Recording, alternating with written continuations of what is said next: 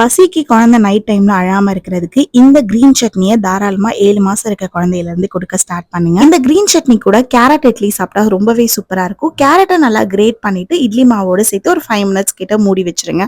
ஒரு ஸ்பூன் உளுந்த பருப்பு, கடலை பருப்பு வாஷ் பண்ணிட்டு கறி லீவ்ஸ், கொத்தமல்லி, வெங்காயம் கொஞ்சம் ஆட் பண்ணிக்கோங்க. ஒரு ஸ்பூன் கிட்ட எண்ணெய் போட்டுட்டு எல்லாத்தையுமே நம்ம ஸ்லோ ஃபிளேம்ல வறுத்தெடுக்க போறோம். டேஸ்ட்டுக்காக 10 to 12 பீனட்ஸ் மட்டும் ஆட் பண்ணிருக்கேன். நீங்க கொடுத்து பழக ஆரம்பிச்சிட்டீங்கன்னா இதை போட்டுக்கோங்க, இல்லைன்னா இந்த ஸ்டெப் அப்படியே ஸ்கிப் பண்ணிடுங்க.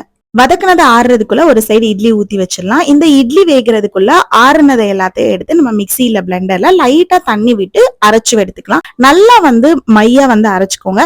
அதுக்கப்புறம் தாளிப்பு மட்டும் கண்டிப்பா ஆப்ஷனல் தான். செழியன் 1 year அப்படின்றதுனால நான் தாளிப்பு ஆட் பண்ணிக்கிறேன். சூப்பரான இட்லி அண்ட் சட்னி காம்பினேஷனோட ரெடி ஆயிடுச்சு. டைஜஷன் இஷ்யூல இருந்து எல்லாத்துக்கும் ரொம்ப டேஸ்டியா இருக்கும். குழந்தை யூனிஃபார்ம்ல இருந்து இந்த குழந்தைங்களுக்கு டெக்ஸ்சர் மாத்தலனா ஒரு பல்ஸ் மட்டும் நீங்க விட்டு நீங்க குழந்தைக்கு கொடுக்கலாம். இந்த மாதிரி இன்னும் நிறைய இன்ட்ரெஸ்டிங் வீடியோக்கு நம்ம பேஜை ஃபாலோ பண்ணிக்கோங்க.